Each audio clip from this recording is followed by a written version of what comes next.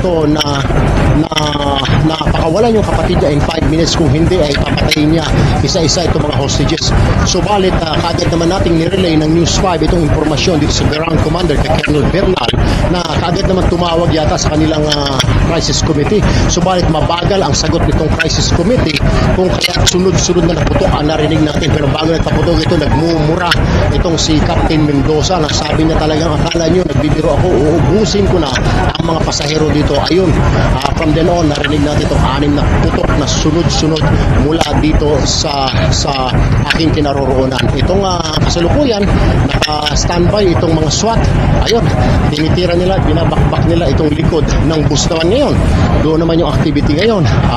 Minamaso nila itong likod ng bus, pero yung bus mukhang safety glass yata yung mga salamin nito, so hindi basta-basta matibag ito dahil ito ay gawa sa plastic at salamin, so mahirap itong basagin. Gusto ng SWAT maka-gain entry dito sa loob ng bus, pero hindi sila makapasok sa loob ng bus dahil nga ay ito ay safety glass, so hindi sila makapasok. Ang kailangan nila makapasok, maka-gain entry, subalit hindi sila makapasok. At nag-iingat din sila dahil itong si Captain Mendoza hindi lamang armado ng 45 ng pistol, kundi ito ay armado din ng M16 rifle, Armalite, ika nga. Kung kailangan mag-automatic siya, automatic. Ganun din ang baril nito mga SWAT. At ito ay may dala ring granada. So inaantabayan na natin. Medyo itong konting activity na nangyayari sa likod ng bus ngayon. Faye, ito, inaakyat nila itong likod ng bus ng salamin. Binabasag nila yung likod na salamin. Pero tingnan natin, sigurado baka mag-react ito si Captain Mendoza pag minaso ng pulis itong salamin sa likod ng bus para makapasok sila. Dahil hindi sila makapasok sa loob dahil pinapaputukan sila ni Captain Mendoza. Itong dalawang pulis na nandito pa rin sa harap ng bus ngayon na nakayuko lamang, hindi makagalaw.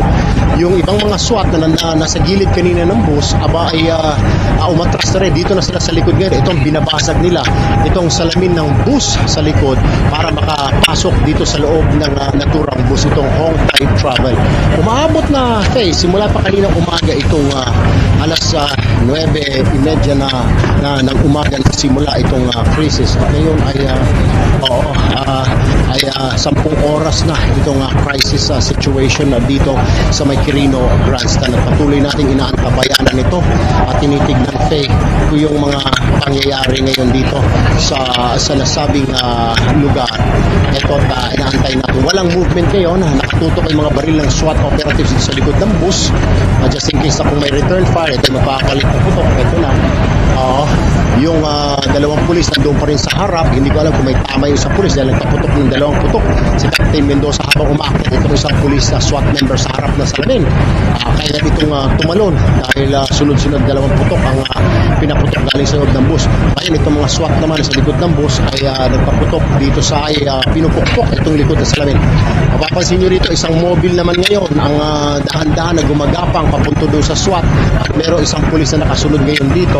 Ito, dalawang mobile pa ng SWAT ang lumalapit at may mga pulis pa nakapaligid dito. 3 pulis ngayon na nakapaligid. Alright, so talagang ito na yung assault. Pero ang problema, paano sila makakapasok dito sa bus? Wala naman itong hindi sila makapasok dahil halos hindi nila mabasag itong salamin ng bus, hindi nila madurog, hindi sila makapasok sa loob. Yung pintuan ay nakalak. Ito na, dalawang mobile na ito nakaparada sa harap namin na may mga pulis na nakapaligid sa likod. Alright, may mga parating pa na mobile ngayon, 3, 4. Ito nakikita ko sa paligid ko ngayon na nag-aantabay langan at naghihintay ng signal mula sa mga SWAT operatives dyan sa paligid ng nasabing bus. Okay? Basta kantahan at sayawan, pati mong karaoke ang lahat.